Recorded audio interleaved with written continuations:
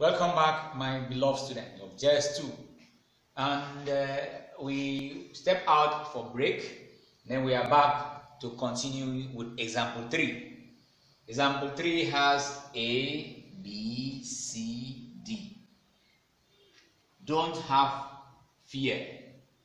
They are very simple things that you will know how to do. Like I always say, once you know it, you can teach anybody around you. As a teacher, I teach you to teach others. Now let's see. The question in example 3 says, find the base radius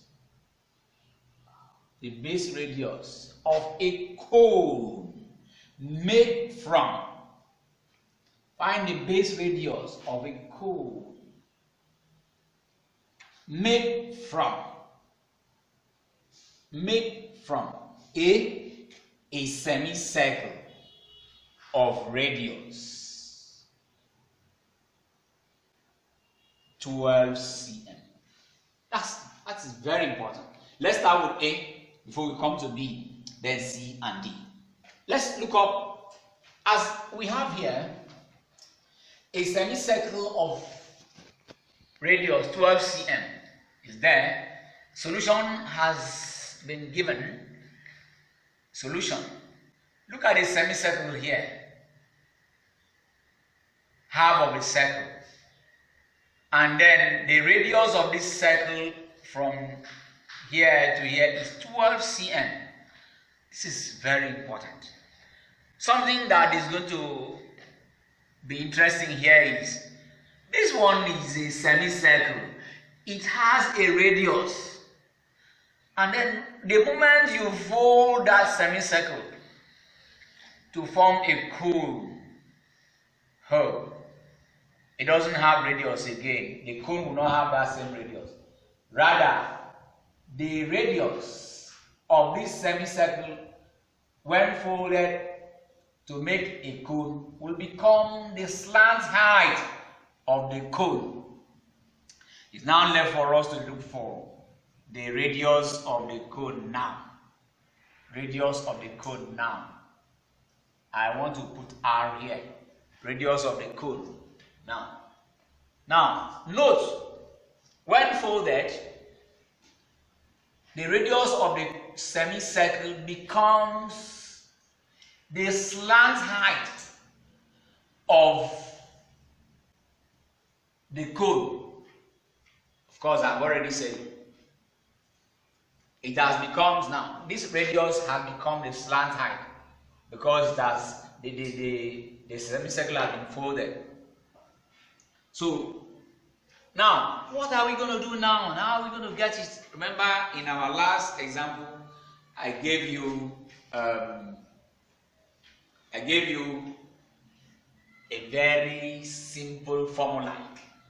So from that formula, we are going to work now.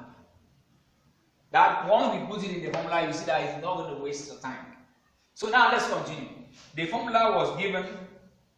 What you need to know is that the formula was given to me. They are looking for the radius. They have to find the radius. So since we are looking for the radius of that cone, of this cone, which is this radius. So we look at the formula that I gave you before. Radius is equals to theta all over 360 times slant height. So, where in this case, you say, remember, I say understanding of the question is part of the answer. This semicircle, you don't even know the theta. What would be the theta of a semicircle? Remember, a whole circle is 360 degrees. So, half of that 360 would be what? So, you can say 360 divided by 2, which is going to be 180 degrees. That is interesting. So don't forget, that's why I say you have to understand the question. So the theta of this semicircle will be 180 degrees. That is that. That's why I say understanding of the question is part of the answer. Now that we have that understanding, let me just clean it for one because we need a space. Now, stating the formula here, we know the theta already. So we can now say, you can say, where theta is equals to 180 degrees, comma, and then slant height is equals to slant height. Remember, the slant height, the radius of this semicircle has eventually become the slant height of the cone. So slant height of this cone now is 12 cm. Don't you see? I told you it is interesting. Very simple. So without wasting time, we look for radius. This radius, this our almighty radius that we are looking for, is going to be r, which is radius. Theta is given to be what? Theta there is 180 all over 360. Remember, we say times slant height. Times slant height is 12 all over 1. My dear, the moment you begin to do this, you have it this way. 0 cancels 0. You are left with radius to be 18 all over 36 times 12 all over 1, if you don't mind. Anyhow you call it, no matter how you call it, this is half, this is half. So 18 cancel itself. Let me move faster. 18 into 36 is going to be 2 times. So you are left with, I'm just taking time to do this one. In our next step, I will not do this. Times 12 all over 1. So what is happening there? 2 cancel itself 1. 2 into 12, 6. Wow. Which means that the radius here is equals to, this very radius is equals to 6 centimeters. That is just the answer. That is just the answer. Now, without wasting much time, we go to example 3b. Example 3b, a sector of a circle of radius 10 cm and then angle 144. We will move, we'll walk faster in that one. I will not go through all the other process. Note all the steps in A which we have done. In this case, they say when folded, don't forget, when folded, something will happen. Let's see this one, what will happen in the next example. Study the whole thing. We still have another one here. This one is a sector, not the semicircle. A sector of the circle.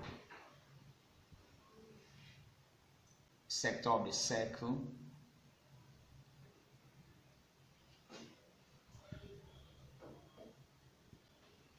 Look up.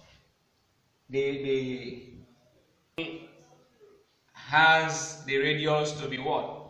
The radius of this sector is 10 cm. Like this. Come on. Let's do it well. 10 centimeters. And now the angle that it is sustaining, sustained by this, or the sector, the angle there is 144. degree. Okay, when folded, when you fold this sector of a circle to form a cone, you have something like this.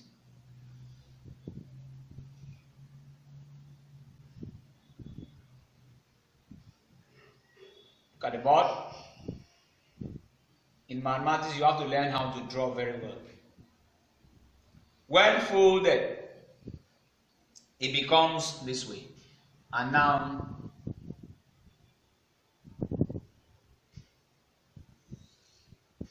angle 90 there, it becomes a cone. Now, remember in the example in 3a, I say the other one, the radius of the sector now is going to become the slant height of the cone. So we'll look for the radius of the cone, which we are looking for. So this radius in this sector of a circle automatically becomes the slant height of this cone. So what are we wasting our time here? All we need to do is just remember the formula up there. We quickly move on. We are going to follow us as we go. Radius is equals to theta all over 360 times slant height. You see where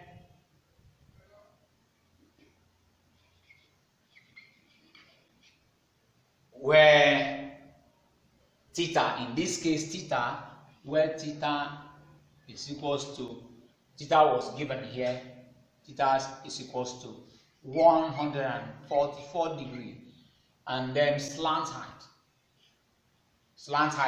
is equals to 10. Slant height now is equals to 10 cm. Simply put this into the formula. Radius is now equals to 144 degree all over 360 degree. Don't forget, times slant height. Slant height there, look at slant height here. Slant height is 10 cm. You can say over 1 if you like it. My beloved students, let's move faster. I know you know this division already. Remove this. So you are now left with radius is equals to 144 all over 36.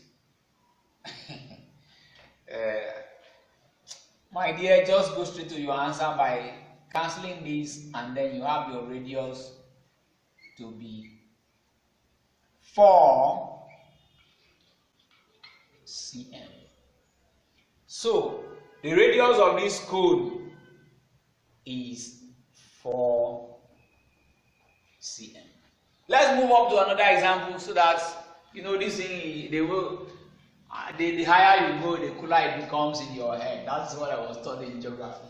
So now let's see how it is becoming simpler as we move on. But before we move on, just take a look at it over and over before we are going there. Prepare to ask me questions where you don't understand. Now let's move on. This